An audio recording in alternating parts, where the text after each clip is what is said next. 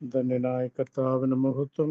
എല്ലാവർക്കും പ്രഭാതവന്ദനം. യോഹന്നാന്റെ സുവിശേഷം 3-ാം അധ്യായം അതിന്റെ 16-ാമത്തെ വാക്യം മുതൽ താഴോട്ട് വായിക്കുന്നു. തന്റെ ഏകജാതനായ പുത്രനിൽ വിശ്വസിക്കുന്ന ഏവനും നശിച്ചു പോകാതെ നിത്യജീവൻ പ്രാപിക്കേണ്ടതിന് ദൈവം അവന് നൽകുവാൻ തക്കവണ്ണം ലോകത്തെ സ്നേഹിച്ചു. അപ്പോൾ കർത്താവ് ലോകത്തെ സ്നേഹിച്ച്, ലോകം അവിടെ നിൽക്കട്ടെ, നിന്നെ സ്നേഹിച്ചല്ലേ എന്നെ സ്നേഹിച്ച് നമുക്ക് തന്ന സമ്മാനമാണ് തന്റെ ഏകപുത്രനായിരിക്കുന്ന ക്രിസ്തു. അത് ഈ ലോകത്തിലേക്ക് വന്നത്, ക്രിസ്തു തന്റെ പുത്രനെ ദൈവം ലോകത്തിൽ അയച്ചത് ലോകത്തെ രക്ഷിപ്പാൻ.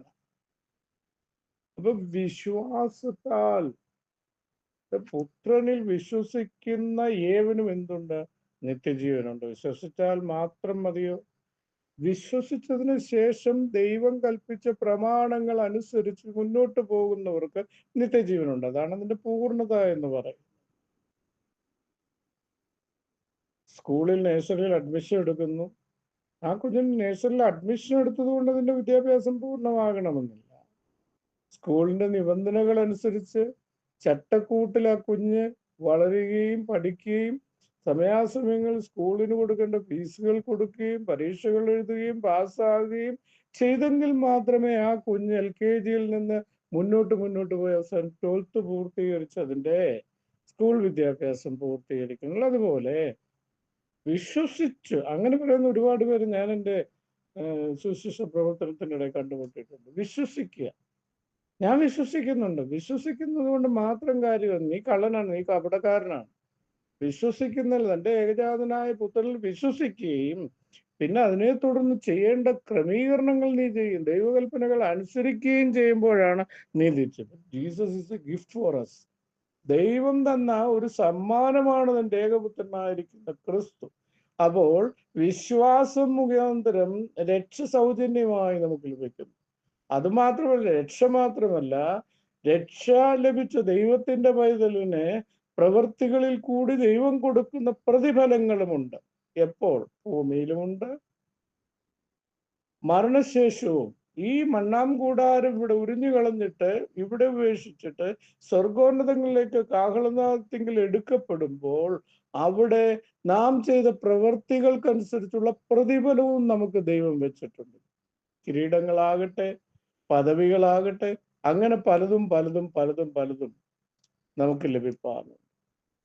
അപ്പോൾ ഇവിടെ ഈ വചനം പറയുമ്പോൾ തന്റെ ഏകജാതനായ പുത്രനിൽ വിശ്വസിക്കുന്നവന് നിത്യജീവൻ പ്രാപിക്കുവാൻ ദൈവം അവനെ ലോകത്തിന് നൽകി. അതിനോട് ചേർന്ന് വേറൊരു വചനം അതിനോട് ചേർന്ന് തന്നെ ഉണ്ട്.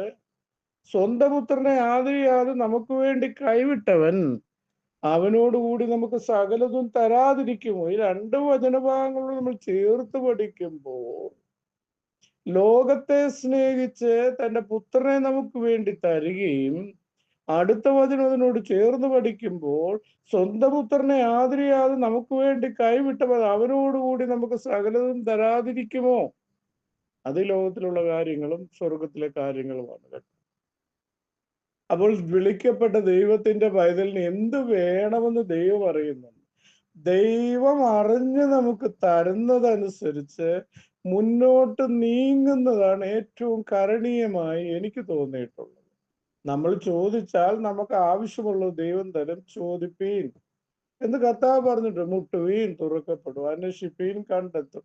എന്നാൽ ചിലത് നമ്മളെ ദൈവകൃപയിൽ നിന്ന് അകറ്റിക്കളയുമെന്ന് ദൈവത്തിന്റെ സ്വർഗീയ പരിജ്ഞാനത്താൽ. അപ്പൊ ദൈവത്തിന്റെ പരിജ്ഞാനത്തിൽ, ഇങ്ങനെ നമ്മൾ വായിക്കുന്നുണ്ട് തിരുവചനത്തിലെ, ദൈവത്തിന്റെ സ്വർഗീയ പരിജ്ഞാനത്താൽ, ജ്ഞാനത്താൽ ലോകം ദൈവത്തെ അറിയുന്നില്ല എന്ന് ദൈവം മനസ്സിലാക്കി എന്ന് എഴുതിയിരിക്കുന്ന തിരുവഴുത്ത് പോലെ നമ്മെ ദൈവകൃപയിൽ നിന്ന് അകറ്റിക്കളയുന്നതാണ് നമ്മൾ ചോദിക്കുന്നതെങ്കിൽ ദൈവം അത് തരുവാൻ കുറെ താമസിക്കും.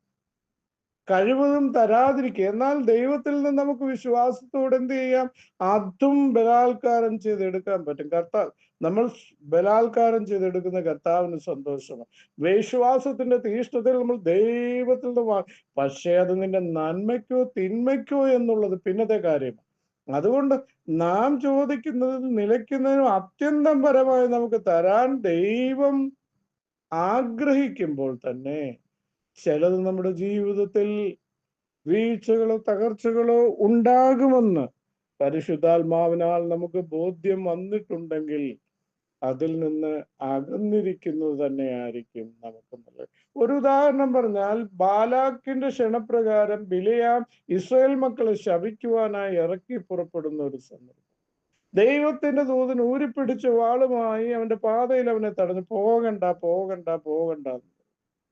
കഴുതയുടെ കണ്ണ് കർത്താവ് തുറന്നു. കഴുത ദൂതനെ കണ്ടു. വലിയ പ്രവാചകനായിരിക്കുന്ന ബിലെയാമിന് ദൂതനെ കാണാൻ കഴിഞ്ഞില്ല. അവന്റെ ഹൃദയത്തിൽ ബാലാക്കിൽ നിന്ന് ലഭിക്കുന്ന സമ്മാനങ്ങളെ കുറിച്ചുള്ള സമ്മാനത്താൽ അവന്റെ കണ്ണ്, അങ്ങനെ സദൃശവാക്യത്തിൽ സമ്മാനം എന്ത് ചെയ്യുന്നു? അധികാരിയുടെ കണ്ണിനെ കുരുടാക്കുന്നു, പറഞ്ഞ കൈക്കൂലി. അപ്പോൾ ഇതുകൊണ്ട് സമ്മാനം, ബാലാക്ക് മോവാബ് രാജാവായിരിക്കുന്ന ബാലാക്ക് തനിക്ക് വെച്ചിരിക്കുന്ന സ്വർണത്തിന്റെയും വെള്ളിയുടെയും കൂമ്പാരങ്ങളെ ഇങ്ങനെ മനസ്സിലിങ്ങനെ കണ്ട് കണ്ട് കണ്ട് കണ്ട് കണ്ട് തരാമെന്നൊക്കെ ആൾക്കാരെ, പ്രഭുക്കന്മാരെ വിട്ട് പറയിപ്പിച്ചത്. ഇസ്രായേലിനെ വന്ന് ശപിച്ചാൽ മതി എന്നാ പറഞ്ഞത്.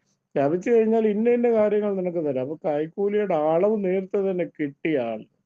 അപ്പോൾ ഇതെല്ലാം കണ്ടും കേട്ടും അതിൽ മനസ്സ് തിരുപ്പിച്ച് ഇങ്ങനെ പോകുമ്പോൾ ഊരിപ്പിടിച്ച വാളുമായി നിൽക്കുന്ന ദൈവത്തിന്റെ സംഹാരകനെ കാണുവാൻ അവന്റെ കണ്ണിന് കഴിഞ്ഞില്ല. കഴുത അങ്ങോട്ടും ഇങ്ങോട്ടും ഒക്കെ വെപ്രാളപ്പെടുകയാണ്. ആത്മാവ് കിടന്ന് വെപ്രാളപ്പെടും. എന്റെ ആത്മാവ് കിടന്ന് വെപ്രാളപ്പെടും. കാരണം ആമീൻ പോകരുതാത്തതും ചെയ്യരുതാത്തതും പറയരുതാത്തതും നമ്മിന് ദൈവത്തിന്റെ പൈതൽ പറയുകയും ചെയ്യുമ്പോൾ ആത്മാവ് കിടന്ന് കുതറും പതറും. കാരണം മുന്നിൽ സംഹാരകനുണ്ടെന്ന് അവൻ അറിയാം. അത് മരണഹേതുവാണെന്ന് അവൻ അറിയാം. അതുകൊണ്ടാണ് ആത്മാവ് കിടന്ന് വെപ്രാളപ്പെടുകയും ഭയപ്പെടുകയും ചെയ്യുന്നത്. പക്ഷെ ജഡിക മനുഷ്യരൊന്നും അറിയുന്നില്ല. അവൻ കുതിര അടിക്കുകയാണ്, കഴുത അടിക്കുകയാണ്. അവസാനം കഴുത പറഞ്ഞു, വെറുതെ എന്നെ ഇട്ട് തല്ലണ്ടിക്കാരെ, ഇക്കാലം മൊത്തം നിന്റെ ഈ ചുമടും ചുമന്നുകൊണ്ട് ഞാൻ നിന്നെയും കൊണ്ട് ലോകത്തിന്റെ പല ഭാഗങ്ങളിൽ ചുറ്റിത്തിരിഞ്ഞ അവസാനം നീ എന്നെ അടിക്കുന്നത്, ദൂതൻ നിന്നെ വെട്ടുവാൻ വാളുമായി നിൽക്കുന്നത് കാണാൻ വയ്യ എന്ന് പറഞ്ഞു കഴിഞ്ഞപ്പോൾ ഇവന്റെ കണ്ണു തുറന്നപ്പോൾ ദൂതൻ ഇങ്ങനെ തിളങ്ങുന്ന വാളുമായിട്ട് നിൽക്കും. ദൈവത്തിന്റെ പൈതലേ, പോകരുതാത്ത വഴിയിൽ നീ പോയാൽ, സമ്മാനത്തെ കുറിച്ച് നീ ചിന്തിച്ച, നിനക്കെന്തെങ്കിലും ന്യായമല്ലാത്ത ലഭിക്കുമെന്ന് വിചാരിച്ച് അതിൽ ആശ വെച്ച് നീ മുന്നോട്ട് പോയാൽ സംഹാരം നിന്റെ മുമ്പിലുണ്ട്. നിന്റെ വഴി തെറ്റിപ്പോകരുത് കേട്ടോ. ദൈവം നിന്നെ കുറിച്ച് ആഗ്രഹിക്കുന്ന ഒരു വഴിയിൽ കൂടെ മാത്രമേ നീ യാത്ര ചെയ്യാവുന്ന ദൈവത്തിന്റെ പരിശുദ്ധാത്മാവ് നിനക്ക് ബുദ്ധി ഉപദേശിക്കുക. പോകരുതാത്ത വഴിയിൽ കൂടെ നീ പോയി ചെയ്യരുതാത്തത് നീ ചെയ്ത് മുന്നോട്ട് പോയാൽ എന്നോടും ദൈവം ക്ഷമിക്കുകയില്ല. സംഹാരകൻ നമ്മുടെ മുമ്പിലുണ്ട്, ഊരിപ്പിടിച്ച വാളുമായി എന്നുള്ള വ്യക്തമായൊരു ഓർമ്മ നമ്മുടെ മുമ്പിൽ ഉണ്ടാകണം. അപ്പോൾ ദൈവം ദാനമായി സമ്മാനമായി തന്ന പുത്രനെ, ഈ സമ്മാനം തരുമ്പോൾ അടുത്ത വചനം വ്യക്തമായി ആ സമ്മാനം തന്നുവെങ്കിൽ തന്റെ പുത്രനെ ഏൽപ്പിച്ചു തരും. നിനക്ക് വേണ്ടി ചെയ്തത്. ദുർനടപ്പുകാരനായിരുന്നു, മദ്യപാനിയായിരുന്നു, കള്ളനായിരുന്നു, കൊള്ളക്കാരനായിരുന്നു, ഡ്രഗ് അഡിക്റ്റ് ആയിരുന്നു, ആമീസൂത്രം ലോകത്തിലുള്ള മുഴുവൻ അന്യായ പ്രവൃത്തികളും ചെയ്ത് ലോകത്തിന്റെ മുമ്പിൽ ആമീസൂർ അവജ്ഞ നിന്ദാപാത്രമായിരുന്ന സഹോദര നിന്നെ അവൻ വിളിച്ച് വേർതി തങ്ക നിണത്താൽ അവൻ കഴുകി ശുദ്ധീകരിച്ചു. ആ സമ്മാനം അവൻ തന്നുവെങ്കിൽ അതോടുകൂടി എല്ലാം നിനക്ക് തരും. അവനെ തന്നെങ്കിൽ പിന്നെ ബാക്കിയുള്ള ലോകത്തിന്റെ കാര്യങ്ങൾ നിനക്ക് തരുന്നതിന് ദൈവത്തിന് എന്താ താല്പര്യക്കുറവില്ല. പിന്നെ ചിലത് ലഭിക്കാതിരിക്കുന്ന എന്താ?